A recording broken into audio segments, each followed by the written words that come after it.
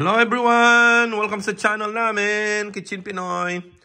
So guys, dito sa Amerika, mura lang ang rotisserie chicken o lechon manok tawag sa atin. So ito, ang laki nito. Ang bili ko lang ito, ayan siya, $4.98. Right there, medyo malabo ba? And bagong luto ito, ayan o. So kung i-convert mo sa peso itong chicken na to, nasa 275 lang, less than 300 pesos kung 55 ang palit. Nasa 275. Kasi kung 50, yung $5, 250. Kung 55, 275. So nasa less than 300 lang. At mayroon ka ng ulam na, ayan, sobra na to sa pang-5 tao to. Kung chicken lang na to ang titignan mo. So, ayan. Ang laki nito. Ito, kung chicken na to, 1 kilong mahigit ito. Kung titimbangin mo, ayan o. Kung hindi pa soluto, mabigat ito. Nasa siguro 1.5 kilo. Sa ngayon, ang laki pa rin, no? Luto na. Kasi pag buhay pa, pag press pa yan, hindi pa luto. Hindi pa natanggal yung mga niya sa loob. At talagang mabigat pa siya. Pero habang niluluto mo, nahulog yung mga juice niya. At niya, kaya gumagana siya. Pero ang laki pa rin. Oh. Ayan. Saan ka ba naman makakakuha ng 275 pesos na bagong luto ito? Kaluluto lang. Oh, ayan o. Ito, masarap ito. Mabango. Ang bango niya. Ayan o. Ito yung hita niya.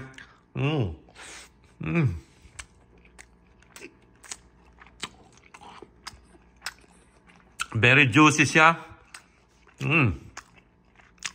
Sarap na kamats nito. Sausaw sa banana ketchup. Pwede sa salad ito. Siyempre sa ating mga Pilipino. Sa kanin. Sarap. Grabe. Paborito ko dito yung wings niya. Yan. So ito,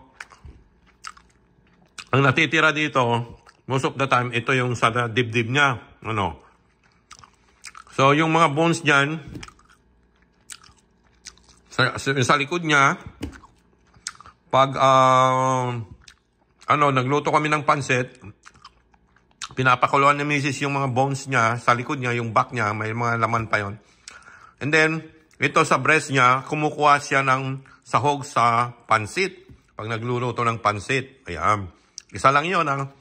And then, pag salad naman ang kakainin mo, kuha ka rin sa breast niya, i-cut mo lang ng small pieces. Kung depende sa gusto mo, o shred mo lang, sakto na sa salad. Kaya, ito, 4 kami,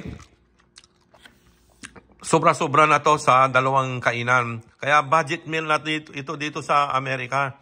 So, dito sa Amerika, karamihan ng mga Pilipino dito, isang beses lang kumakain ng kanin. Minsan may mga 2 din siguro. Kami, at saka may ibang kakilala ko, isang beses lang kumakain ng kanin. Mostly dinner, yan yung kanin. Actually, mali yun eh. Kung talagang nagda-diet ka. Yung mga nagda-diet, dapat hindi ka na kumakain ng kanin sa gabi. Yung mga calories, mga ganyan. So, pero okay lang. Pilipino lang tayo. Nasanay na tayong kumain, di ba? Ayan, o. Ito, yung thigh and legs. Thigh and legs. O, yung chicken wings niyan. Yan na yung, tapos, yung mga kids, gusto naman nila yung, kumukuha sila dyan. Sa may, niya. Ang laki nito, talagang, kung pag 7 tao ito, at hindi naman yung talagang lamon ang gagawin, sobra-sobra na to. Sobra-sobra na sa 7 tao ito. Ayan. Saan ka naman makakakuha ng 275 pesos na manok? Diba? Sa Pilipinas, dyan sa atin sa Pilipinas, 300 yatang mahigit ang isang lechon. Baka hindi pa ganito kalaki, ha? Ayan. So ito, nabili ko sa Sam's Club ito. Club ito na mayroong magbabayad ka doon ng every year. Mura lang naman ang bayad. I think less than $50 yata or $50. Pero mura ang mga bilihin doon. Maraming mura kang mabibili na kung ano-ano, mga pagkain, minsan mga damit, sapatos. Depende, lahat. Halos meron silang mga ano doon, mga tinda. Meron din silang tindang ano doon, alat, ganyan. Pizza, ano yung mga luto na. So, ayan. Pero kung bibilhin mo doon sa out ng club, yung kunwari, mga supermarket, marami sila ito. Ano lang ito naman, nasa $7 lang ang price niya. Pag nasa yung mga ibang store, $7, $8. Depende sa mga supermarket na ano. Pero yung $8 na yun, murang-mura na rin eh. $8, $9 doon sa supermarket.